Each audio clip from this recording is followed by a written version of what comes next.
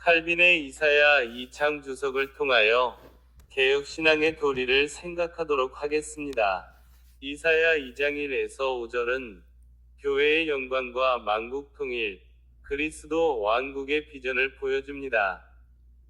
칼빈은 이사야 2장 1에서 5절을 그리스도 안에서 성취될 영적인 왕국과 복음 시대를 통한 교회의 확장에 대한 가장 명확한 예언으로 해석합니다.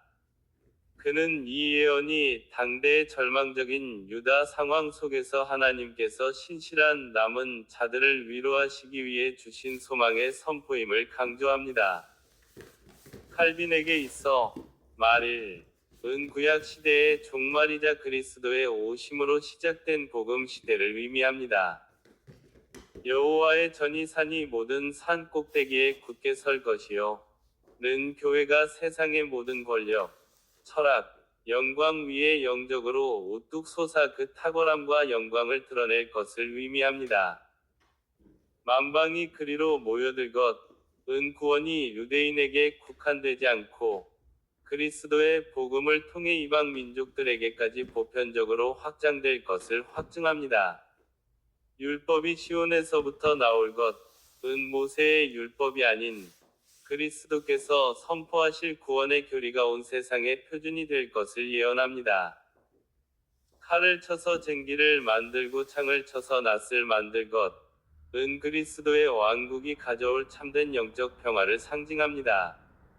이는 단순히 전쟁의 중단이 아니라 복음이 인간의 마음속 죄악과 분쟁의 뿌리를 제거하여 모든 악의 도구가 평화로운 삶의 도구로 변모할 것을 의미합니다. 이 단락은 개혁신앙의 핵심 원리인 하나님 말씀의 주권과 교회의 본질에 대한 깊은 통찰을 제공합니다. 율법이 시온에서 발출된다는 것은 하나님의 말씀, 복음만이 세상의 유일한 권위와 표준임을 선언합니다. 개혁신앙은 성경이 인간의 전통이나 교회의 결정보다 절대적으로 우위에 있음을 주장하며 모든 삶의 영역이 이 말씀에 의해 재단되어야 함을 배웁니다. 교회는 이 말씀의 진리가 선포되고 가르쳐지는 진리의 기둥과 터입니다. 교회는 건물의 웅장함이나 세속적인 권세에 의해서가 아니라 오직 그리스도의 복음이라는 진리 위에 세워졌기에 세상의 그 어떤 권력보다도 근본적으로 우월합니다. 개혁신앙은 교회의 힘이 영적 권위에 있으며 이는 하나님의 영광을 세상에 드러내는 유일한 통로임을 믿습니다. 참된 평화는 인간의 외교적 노력이나 군사적 균형이 아닌 오직 그리스도의 통치와 말씀에 순종해서 비롯됩니다. 개혁신앙은 진정한 변혁이 개인과 사회의 내면적, 영적 변화에서 시작됨을 믿으며 이것이 곧 문화 변혁의 근본 동력이 됩니다. 이사야의 야곱 족속아 오라 우리가 여호와의 빛에 행하자 라는 초청은 성도들이 세상의 어둠을 버리고 말씀의 진리를 따라 살아야 할 책임과 의무를 강조합니다. 성도는 이 땅에서 영원한 시온을 향해 나아가는 순례자로서 세상의 기준이 아닌 복음의 기준으로 삶을 재정비해야 합니다. 이방 민족들이 시온으로 몰려오듯이 성도는 복음 전파의 사명을 인식하고 그리스도의 왕국을 세상 끝까지 확장하는 일에 헌신해야 합니다. 이는 선교적 삶의 본질이며 세상의 어둠 속에서 진리의 빛을 발하는 하나님의 도구로서의 역할입니다. 성도는 개인의 삶뿐만 아니라 사회 속에서도 화평케 하는 자가 되어야 합니다. 칼을 쟁기로 바꾼다는 원리는 성도들이 세상의 분쟁을 조장하는 요소, 악의적인 말, 이기심, 분노 등을 버리고 화해와 사랑의 정신으로 무장하여 정의와 평화를 이루는 일에 적극적으로 참여해야 함을 가르칩니다. 이사야 2장 6에서 17절은 이스라엘의 죄악과 심판, 여호와의 날위 공의를 보여줍니다.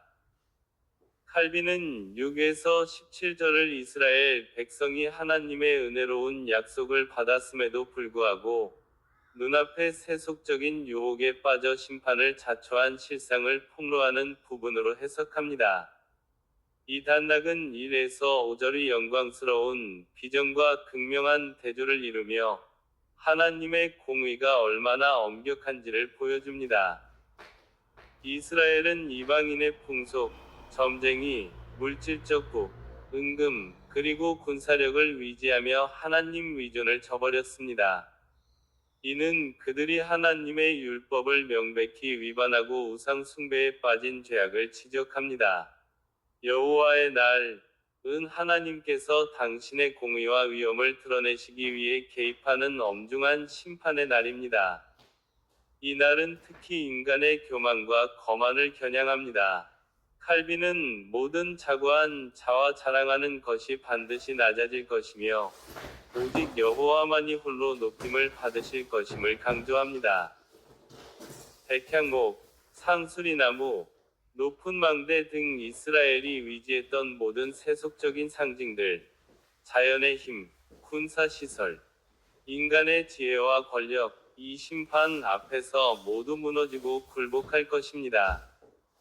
하나님의 진노 앞에서는 인간이 자랑하는 그 어떤 힘도 무력함을 드러냅니다. 이 단락은 개혁신앙의 핵심 교리인 하나님의 절대 주권과 인간의 전적 부패를 강력하게 뒷받침합니다. 하나님은 역사의 주권자로서 당신의 약속을 성취하실 뿐만 아니라 죄악에 대해서는 반드시 공의로 심판하십니다. 여호와의 날은 하나님의 주권이 세상의 모든 피조물 위에 군림하며 인간의 교만을 결코 용납하지 않으심을 보여줍니다. 개혁신앙은 하나님의 주권 아래 모든 사건과 심판이 일어남을 인정하며 이 속에서 죄에 대한 철저한 단죄가 있음을 배웁니다. 이스라엘의 죄악상은 인간의 전적 부패의 현실을 보여줍니다. 인간은 하나님의 은혜를 경험했음에도 불구하고 스스로의 힘과 물질을 위지하려는 죄의 근본적인 성향을 떨쳐내지 못합니다. 개혁신앙은 인간의 구원이 자신의 힘이나 자랑거리에서 오는 것이 아니라 오직 하나님의 은혜에만 의존해야 함을 깨닫게 합니다. 칼빈은 우상 숭배를 단순히 돌이나 나무 형상에 절하는 행위로 보지 않고 하나님보다 더 위지하고 사랑하는 모든 것으로 정의합니다. 부, 권력, 명예, 심지어 자기 자신을 위지하는 행위까지도 영적인 우상 숭배입니다. 성도는 이스라엘이 범했던 세속적 위존의 죄를 피해야 합니다. 우리의 부, 건강, 지위, 심지어 우리의 능력까지도 하나님 앞에서 자랑거리가 될 수 없습니다. 성도는 여호와만이 홀로 높임을 받으실 것임을 인정하고 모든 상황에서 오직 하나님의 능력과 은혜만을 위지하는 철저한 신뢰의 자세를 가져야 합니다. 여호와의 날 위주된 목표는 교만한 자를 낮추는 것이었습니다. 성도는 끊임없이 자신을 살피고 영적인 교만과 자기위를 경계해야 합니다. 그리스도인의 삶은 자기 부인을 통해 하나님 앞에서 항상 겸손을 실천하는 삶이어야 합니다. 성도는 세상이 자랑하는 모든 것들, 돈, 명예, 권력, 이 심판의 날에 무너질 덧없는 것임을 깨닫고 사도 바울처럼 이 모든 것을 배설물로 여기는 태도를 가져야 합니다. 성도의 진정한 자랑은 오직 그리스도 예수 안에 있습니다. 이사야 2장 18에서 22절은 멸망하는 우상과 무익한 인간 위존, 최후의 경고를 보여줍니다. 이사야 2장 18에서 22절은 심판의 극적인 결론을 보여주며 우상 숭배의 무가치함과 인간 위존의 어리석음에 대한 칼빈의 최종 경고가 담겨 있습니다. 심판의 날에 우상들은 완전히 파멸될 뿐만 아니라 숭배자들로부터 멸시와 경멸을 받을 것입니다. 은과 금으로 만든 우상들은 그 가치를 상실하고 두더지와 박쥐에게 던져버려 질 것입니다. 이는 숭배자들이 이전에 자랑하던 것들이 얼마나 더럽고 무가치한 것이었는지를 깨닫고 두려움에 떨며 바위 틈으로 도망치는 가장 큰 수치를 나타냅니다. 너희는 인생을 의지하지 말라. 그의 호흡은 코에 있나니 샘할 가치가 어디 있느냐. 이 구절은 본장의 결정적인 결론입니다. 칼빈은 인간 생명이 코에 있는 한순간의 숨결처럼 더덥고 연약한 존재임을 강조하며 이러한 무상한 존재에게 영원한 피난처나 구원의 근원을 기대하는 것이 얼마나 어리석은 일인지를 단언합니다.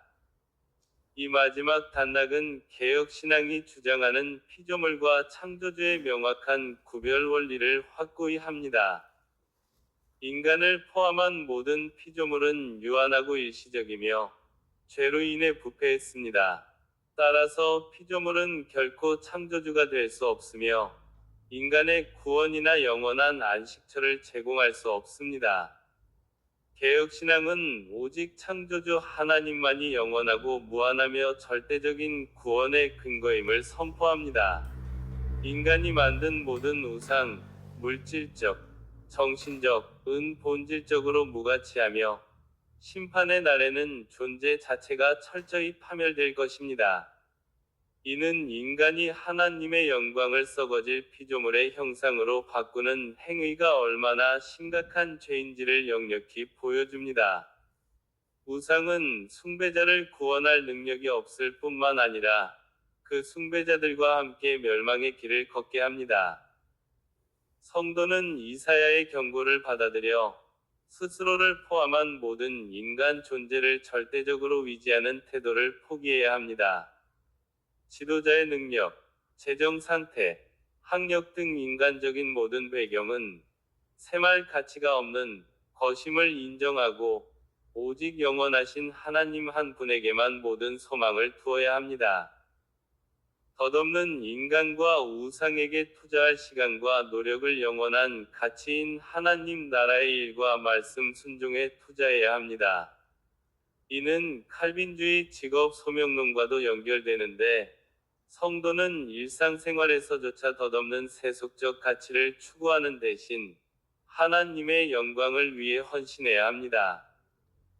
성도는 자신의 구원과 영생이 코에 호흡이 있는 연약한 인간의 행위나 공로가 아닌 오직 전능하신 하나님께서 그리스도를 통해 베푸신 전적인 은혜에 달려 있음을 매 순간 고백해야 합니다. 이러한 고백은 하나님 앞에서 더욱 겸손하고 감사하는 삶을 살게 하는 동력이 됩니다. 칼빈의 이사야 2장 주석은 교회의 영광이라는 위로와 인간의 죄악과 심판이라는 준엄한 경고를 동시에 제시하며 모든 성도들이 세상의 헛된 것을 버리고 오직 하나님만을 경외하고 의지하는 삶을 살도록 강력하게 촉구하는 개혁신앙의 근본적인 교훈을 담고 있습니다.